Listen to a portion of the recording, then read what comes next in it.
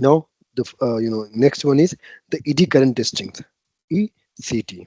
Okay, so eddy current testing is also the non-destructive testing method that uses the electromagnetic inductions to detect the surface and near surface defects in conducting material. So here what we have a condition, the material must be conductive. Then we can only have options to go with this technique. Otherwise, we cannot go. We cannot do this. We cannot apply this technique because here the condition of the conductive material. Okay, so what are the key features of the ECT?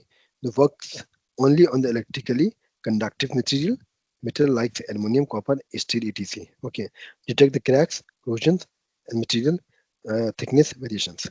The fast and highly sensitive for the surface and subsurface defect. If we talk about the surface defect detecting, then it is a very sensitive for surface detecting. So for the surface defect detection, it is a very fast and accurate testing method, which is the eddy current testing. Okay, so what are the principle? On what principle that it works? The eddy current testing. The ECT is based on the Faraday's law of electromagnetic inductions. The coil, first one, what are the coil carrying the alternative current AC is placed near to the conductive material, I mean the material that we are going to test. Okay, the AC generates the changing magnetic field, inducing the ED currents in the test materials. If the material has the defect, the cracks, corrosion, or material change, the ED current flows is disturbed. Okay, so this distribution is detected as the change in the impedance, the voltage, and current in the coil. So, what is a very simple process? We have a material that we are going to check, we are going to inspect. For that we must having the coil of having AC connection. Okay, we will place that coil very near to the conductive material or the material that we are going to test. Okay, once we will start the current, and that current will generate the magnetic field.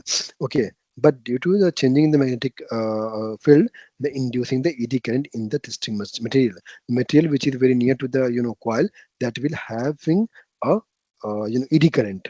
Okay, so for that the material has a defect. If material has a defect or and dot, the ED current flows is disturbed. So if ED current is working well and following well, then it is said that no defect is present. But if that is not working well, it means they are having if they are being disturbed, it means they are having crack, corrosion, or anything which we can say the material is changing. Okay, which is you can say which is not uniform. Okay, so this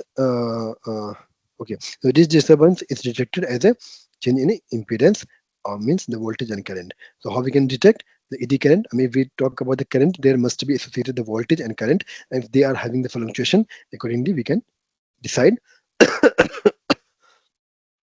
the changing into the they are having the any defect.